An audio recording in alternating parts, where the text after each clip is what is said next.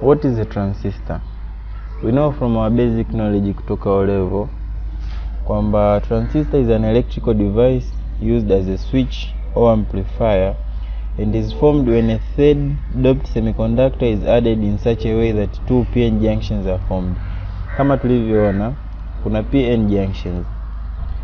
Kwa hiyo utakapoongeza another doped semiconductor, hapo ndipo utatengeneza transistors. Kunakuwa na PN junction mbili, PN junction ya kwanza na ya pili. Ndio maana nasema electrical device uses a switch or amplifier and is formed when a third doped semiconductor from a PN that you had earlier unaongeza another doped semiconductor ambayo is added in such a way that two PN junctions are formed. Kunakuwa na junction ya kwanza na junction ya pili. Ikitokea in such a way, that's when we say tumeform a transistor. So there are two types of transistors based on the number of charges ambayo inatumika kwenye hizo transistors, aina ya charges.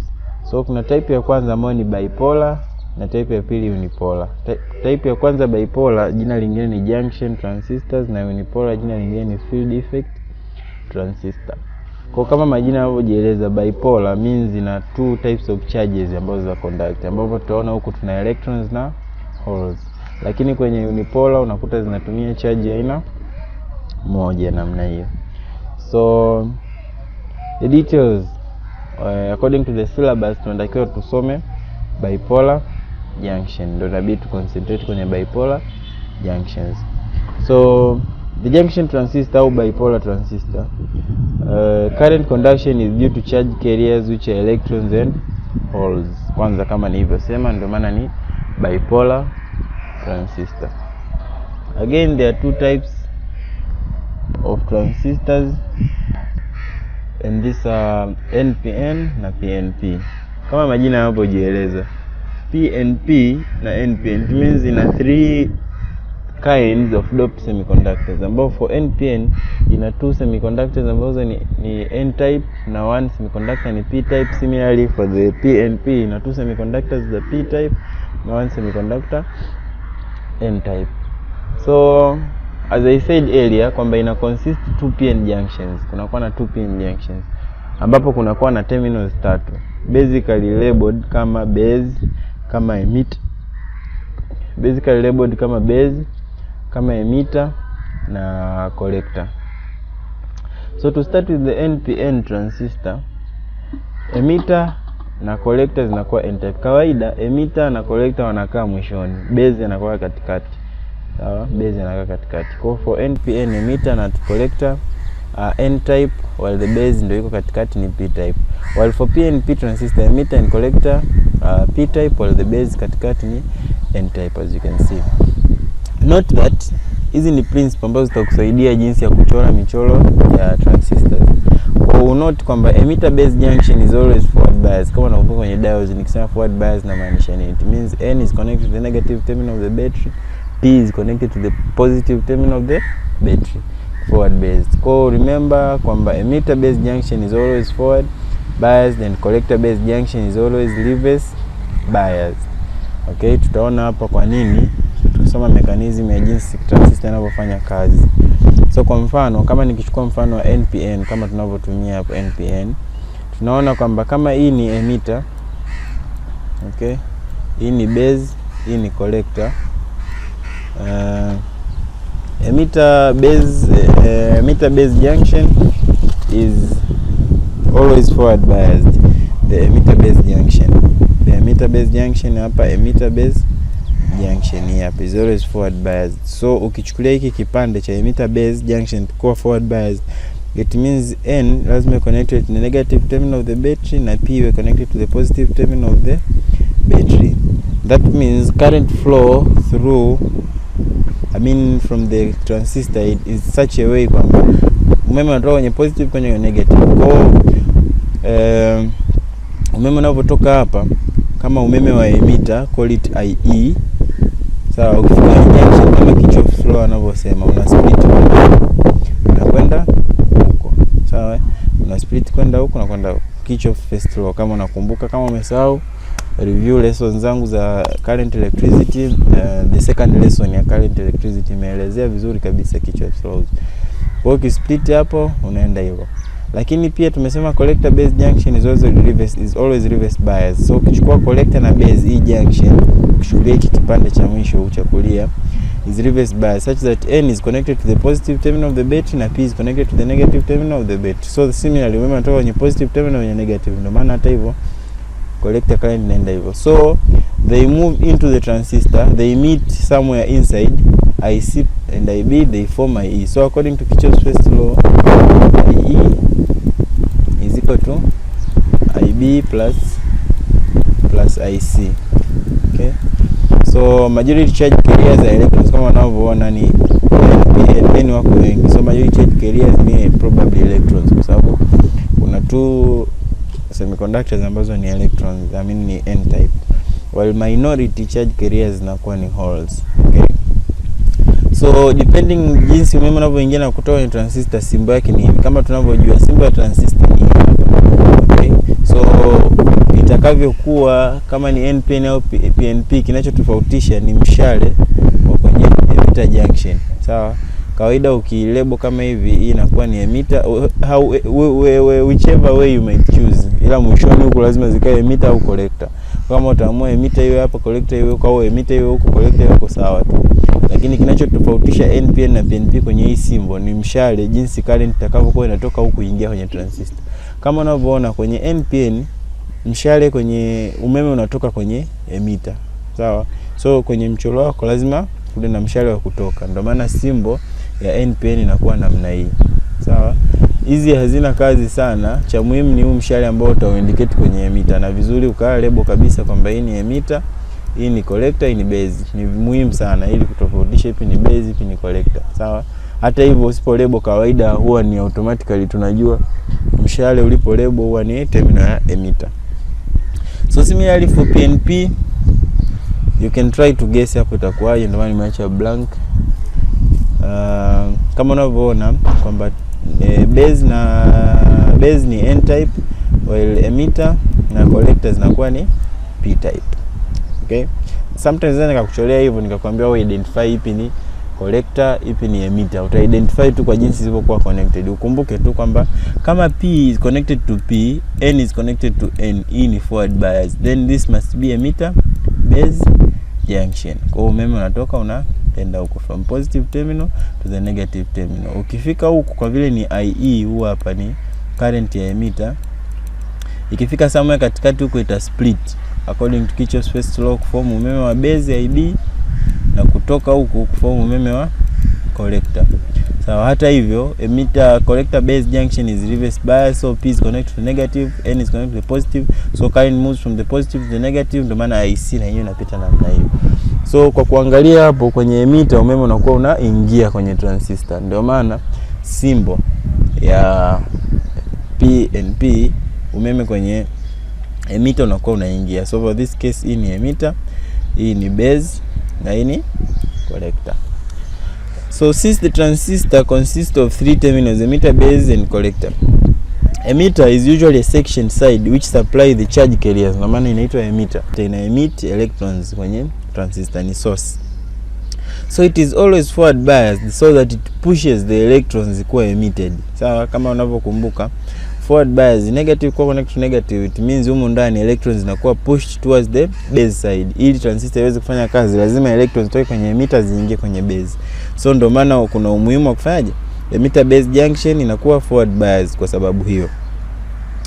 Again, it is heavily doped so that it supplies sufficient. Kwa inakuwa heavily doped ili supply charge za kutosha za kuweza kurun transistor yetu.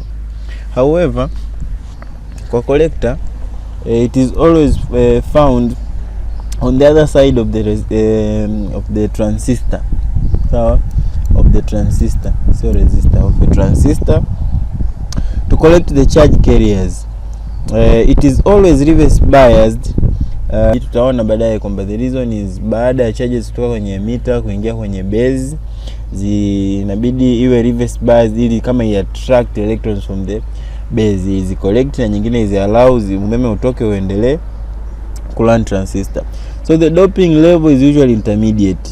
So it is made wider than emitter and base, because it accumulates all the electrons emitted from the emitter and those from the base that pass and recombine. Zinazobaki zinaenda kwenye collector pia, kwa hiyo zinakuwa intermediate doped, lakini zinakuwa wider kuliko emitter, hata in terms of kuchora symbols. Sawa, ni kama nilivyochora hapo, umeona collector inakuwa wider than the emitter. Also finally for the base yenyewe inakuwa ni middle section, kawaida huwa ni slightly doped kwa sababu kazi ya base kwanza yenyewe iko tofauti na charge za tofauti. Kazi yake ni kuchukua electrons from the emitter, some of them zitarecombine na holes kutengeneza umeme ambao utatokea kwenye base terminal, na zilizobaki zitapita zitaenda kwenye collector kuendeleza kazi. Kwa hiyo lazima ziwe doped slightly ili zisije zikameza electrons zote kwenye emitter. Sawa, zinakuwa slightly doped ili chache zile ziweze kucombine na chache zilizobaki ziende kwenye collector. So it passes most of the emitter ejected charges.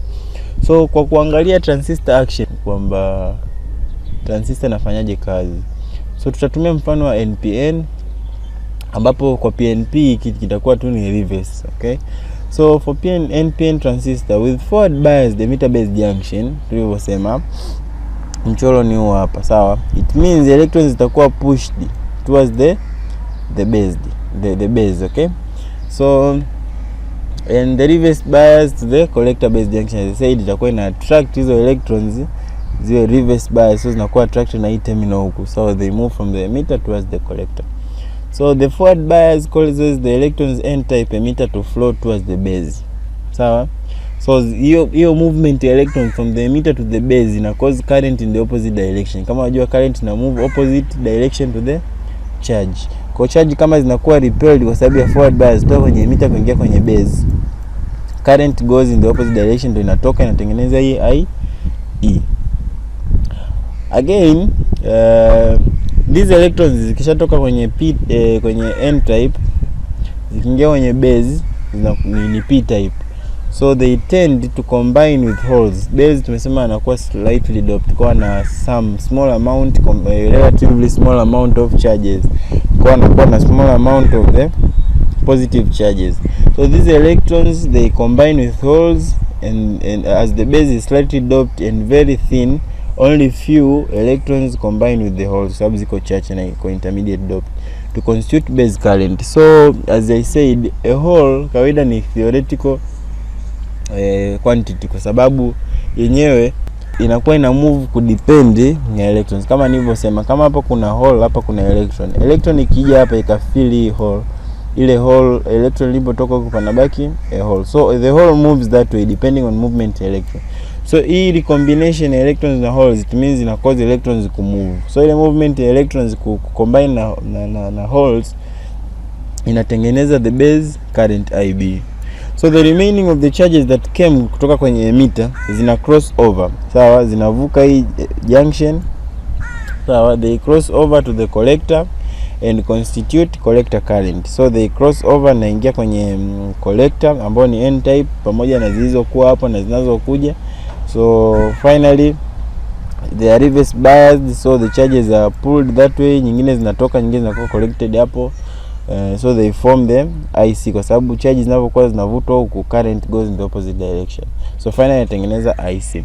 So the process occurs oppositely kwenye PNP. Just remember kwamba IE is equal to IC plus IB according to first law ya Kirchhoff kama tulivyoona hapo mwanzo.